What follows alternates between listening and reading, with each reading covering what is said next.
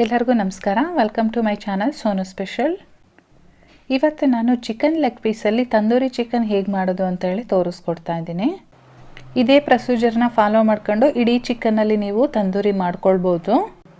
ತುಂಬಾ ಟೇಸ್ಟಿ ಆಗಿರುತ್ತೆ. ಚಿಕನ್ ಪ್ರಿಯರ್ಗಂತೂ ತುಂಬ ಇಷ್ಟ ಆಗುತ್ತೆ. ಬನ್ನಿ ಹಾಗಾದರೆ ಹೇಗೆ ಮಾಡೋದು ಅಂತ ಹೇಳಿ ನೋಡ್ಕೊಳ್ಳೋಣ. ನಾನಿಲ್ಲಿ 2 ಚಿಕನ್ ಲೆಗ್ ಪೀಸ್ನ ತೊಗೊಂಡಿದ್ದೀನಿ. ಮಧ್ಯದಲ್ಲಿ ಈ ರೀತಿ ಕಟ್ ಮಾಡ್ಕೊಳ್ಳೋಣ. ಹೀಗೆ ಕಟ್ ಮಾಡೋದ್ರಿಂದ ನಾವು ಹಾಕೋಂಥ ಮಸಾಲೆ ಎಲ್ಲ ಒಳಗಡೆ ಎಲ್ಲ ಚೆನ್ನಾಗಿ ಹಿಡಿಯುತ್ತೆ.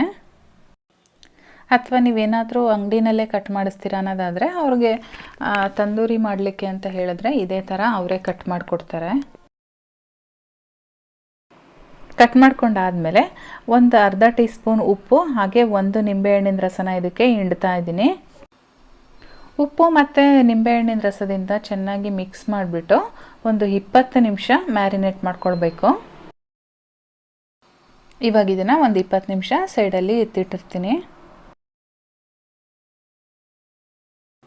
ಒಂದು 20 ಮಿನಿಟ್ಸ್ ಆದಮೇಲೆ ನಾನಿಲ್ಲೊಂದು ಮಿಕ್ಸಿಂಗ್ ಬೌಲ್ಗೆ 1.5 ಟೀ ಸ್ಪೂನ್ ಖಾರದ ಪುಡಿ ಹಾಗೆ 1 tea spoon garam masala powder ಹಾಕ್ಕೊಂಡಿದ್ದೀನಿ. ಜೊತೆಗೆ ಒಂದು 2 ಪಿಂಚಷ್ಟು ಕಲರ್ ಹಾಕ್ಕೊಳ್ತಾ ಇದ್ದೀನಿ. ಕಲರ್ ಬಂದು ಆಪ್ಷನಲ್ಲು, ಬೇಡ ಅಂದರೆ ಸ್ಕಿಪ್ ಮಾಡ್ಕೊಳ್ಬೋದು. ಹಾಗೆ ಇದಕ್ಕೆ ಒಂದು 2 ಟೇಬಲ್ ಸ್ಪೂನು ಗಟ್ಟಿ ಮೊಸರು ಹಾಕ್ಕೊಳ್ತಾ ಇದ್ದೀನಿ. ಗಟ್ಟಿ ಮೊಸರು ಹಾಕಿದ್ರೆ ಚೆನ್ನಾಗಿರುತ್ತೆ ಮತ್ತು ಫ್ರೆಶ್ ಆಗಿರೋದು ತೊಗೊಳ್ಳಿ. ಹಾಗೆ ನಾನಿಲ್ಲಿ ಒಂದು ಅರ್ಧ ಟೀ ಸ್ಪೂನು ಶುಂಠಿ ಬೆಳ್ಳುಳ್ಳಿ ಪೇಸ್ಟು, ಜೊತೆಗೆ ಒಂದು ಅರ್ಧ ಟೀ ಸ್ಪೂನ್ ಉಪ್ಪು ಹಾಗೆ ಒಂದು 1/4 ಟೀ ಸ್ಪೂನ್ ಅರಿಶಿನ ಪುಡಿನ ಸೇರಿಸ್ಕೊಂಡು ಚೆನ್ನಾಗಿ ಮಿಕ್ಸ್ ಮಾಡ್ಕೊಳ್ಬೇಕು. ಒಂದು ಸ್ಮೂತ್ ಪೇಸ್ಟ್ ಥರ ಮಾಡ್ಕೊಳ್ಬೇಕು ನಾವಿಲ್ಲಿ. ಇವಾಗ ಮಸಾಲ ರೆಡಿಯಾಗಿದೆ. ನಾವು ಮ್ಯಾರಿನೇಟ್ ಮಾಡಿದ್ವಲ್ಲ ನಿಂಬೆ ರಸ ಹಾಕಿ ಆ ಚಿಕನನ್ನು ಇದರೊಳಗಡೆ ಸೇರಿಸ್ಕೊಂಡು ಈಗ ಈ ಮಾಡಿರ್ತಕ್ಕಂಥ ಪೇಸ್ಟ್ ಏನಿದೆ ನೀಟಾಗಿ ಅಪ್ಲೈ ಮಾಡಬೇಕು. ನಾವು ಕಟ್ ಮಾಡಿದ್ದೀವಲ್ಲ ಅದ್ರ ಒಳಗಡೆ ಎಲ್ಲ ಸೇರಿಸ್ಬೇಕು. ಒಳಗಡೆ ಎಲ್ಲ ಮಸಾಲ ಚೆನ್ನಾಗಿ ಹಿಡಿಬೇಕು. ಆ ರೀತಿಯಾಗಿ ನಾವು ಮಸಾಲೆನ ಅಪ್ಲೈ ಮಾಡಬೇಕು.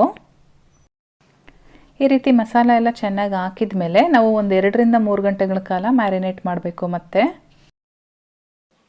ಇವಾಗ ನಾನು ಒಂದು 2 ಅವರ್ಸು ಚಿಕನ್ ಮ್ಯಾರಿನೇಟ್ ಆಗಲಿಕ್ಕೆ ಇಡ್ತೀನಿ. 2 ಅವರ್ಸ್ ಆದಮೇಲೆ ನಾನಿಲ್ಲಿ ಇದನ್ನು ಬೇಯಿಸ್ಲಿಕ್ಕೆ ಸ್ಟಾರ್ಟ್ ಮಾಡ್ತಾ ಇದ್ದೀನಿ. ಸ್ಟವ್ ಮೇಲೆ ಒಂದು ಫ್ರೈಯಿಂಗ್ ತವ ಇಟ್ಕೊಂಡಿದ್ದೀನಿ. ಇದಕ್ಕೆ ಒಂದು 2 ಟೇಬಲ್ ಸ್ಪೂನಷ್ಟು ಎಣ್ಣೆ ಹಾಕ್ಕೋಬೇಕು.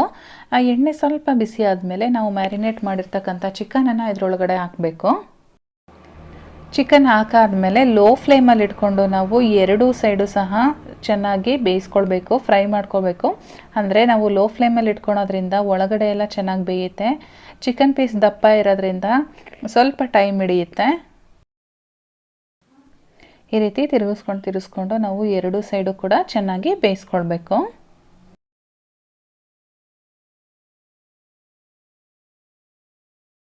ತಿರುಗಿಸಿ ಆದಮೇಲೆ ಒಂದು 5 ನಿಮಿಷಗಳ ಕಾಲ ಲಿಡ್ ಕ್ಲೋಸ್ ಮಾಡಿಕೊಂಡು ಬೇಯಿಸ್ಕೊಳ್ಳಿ. ಇವಾಗ ಕಂಪ್ಲೀಟಾಗಿ ರೆಡಿಯಾಗಿದೆ. ನೀವು ಇಷ್ಟೇ ಸಾಕು ಅಂತ ಅಂದರೆ ಚಿಕನ್ ಬೆಂದಿರುತ್ತೆ, ನಾವು ಹೀಗೆ ತಿನ್ಬೋದು. ಅಥವಾ ನಮಗೆ ಒಲೆ ಮೇಲೆ ಇಟ್ಟು ಸುಟ್ಟು ತಿನ್ನಬೇಕು ಅನ್ನೋದಾದರೆ ನಾನು ಇವಾಗ ತೋರಿಸ್ತಾ ಇದ್ದೀನಿ. ಆ ರೀತಿ ಮಾಡ್ಕೊಳ್ಳಿ. ಈ ರೀತಿ ಮಾಡೋದ್ರಿಂದ ಆ ಸುಟ್ಟಿರೋ ಅಂಥ ಒಂದು ಏನು ಟೇಸ್ಟ್ ಇದೆ ತುಂಬಾ ಚೆನ್ನಾಗಿರುತ್ತೆ. ಸ್ಟವ್ ಮೇಲೆ ನಾನೊಂದು ಗ್ರಿಲ್ ಇಟ್ಕೊಂಡಿದ್ದೀನಿ. ಆ ಗ್ರಿಲ್ ಮೇಲೆ ಫ್ರೈ ಮಾಡಿರ್ತಕ್ಕಂಥ ಚಿಕನನ್ನು ಇಟ್ಕೊಂಡು ಫ್ರೈ ಮಾಡ್ಕೊಳ್ತೀನಿ. ಒಂದೊಂದೇ ಮಾಡ್ಕೊಳ್ಳಿ. ಎಲ್ಲ ಕಡೆನೂ ಈವನ್ನಾಗಿ ಬೇಯಬೇಕು. ಆ ರೀತಿಯಾಗಿ ನೀವು ಸುಡಬೇಕಾಗತ್ತೆ ಚಿಕನನ್ನು.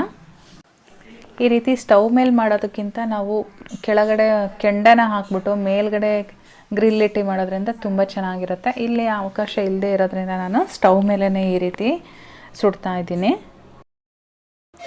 ಈ ರೀತಿ ನಾವು ಸ್ಟವ್ ಮೇಲೆ ಮಾಡಬೇಕಾದ್ರೆ ಸ್ಟವ್ ಸ್ವಲ್ಪ ಗಲೀಜಾಗುತ್ತೆ. ಆಮೇಲೆ ನಾವು ಅದನ್ನು ಕ್ಲೀನ್ ಮಾಡ್ಕೊಳ್ಬೇಕಾಗುತ್ತೆ. ಇವಾಗ ರೆಡಿಯಾಗಿದೆ ಇದು. ಸುಮಾರು ನಾನು ಒಂದು 5 ನಿಮಿಷಗಳ ಕಾಲ ಚೆನ್ನಾಗಿ ಫ್ರೈ ಮಾಡಿದ್ದೀನಿ. ನಾವು ಒಳಗಡೆ ಎಲ್ಲ ಹೇಗೆ ಬೆಂದಿದೆ ಅಂತೇಳಿ ನೋಡ್ಬೋದು. ಬನ್ನಿ ನೋಡೋಣ. ಚೆನ್ನಾಗಿ ಬೆಂದಿದೆ, ನೀವು ನೋಡ್ತಾ ಇರ್ಬೋದು. ಟೇಸ್ಟು ಕೂಡ ಅಷ್ಟೇ ತುಂಬಾ ಚೆನ್ನಾಗಿತ್ತು. ನಿಮಗೆಲ್ಲ ಇಷ್ಟ ಆಗಿದೆ ಅಂತ ತಿಳ್ಕೊತೀನಿ. ಇಷ್ಟ ಆಗಿದ್ರೆ ಒಂದು ಲೈಕ್ ಮಾಡಿ ಹಾಗೆ ಚಾನಲ್ನ ಸಬ್ಸ್ಕ್ರೈಬ್ ಮಾಡ್ಕೊಳ್ಳಿ. Thank you.